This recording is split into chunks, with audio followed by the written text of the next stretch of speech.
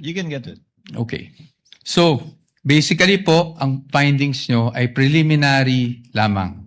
Wala pong any conclusive finding pa as to any misappropriation. Yun lang po ang tanong ko. Ang sabi kasi sa circular, upon failure to liquidate, No, meron I ng am presumption. Your Honor, Ask the and witness is answer, not Your Honor. responding. No, You the already witness- said. Asking if it's... The witness is not responsive. Kindly respond. I think the question is quite simple, Yun lang naman Mr. po. Wamil.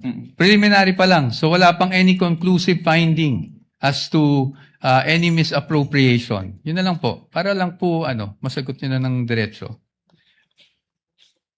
Hindi naman po kasi kailangang i-state doon sa findings. Again, Your Honor, non-responsive. Let the presiding officer be the one to do it, or try to do it.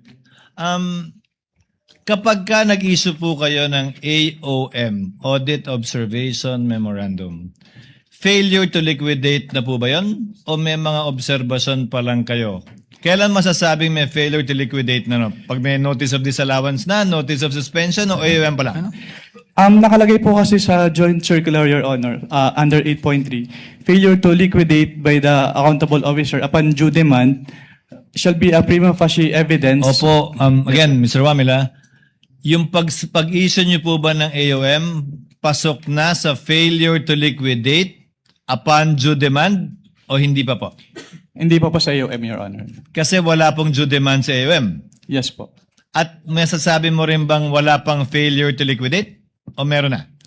Pag sa AOM po wala, pero pag sa NS po, since meron ng first issuance which is considered as demand, so meron na po sa NS.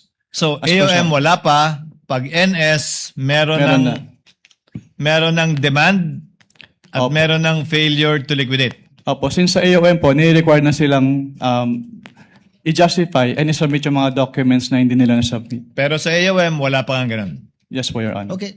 Counsel, your witness. Thank you. And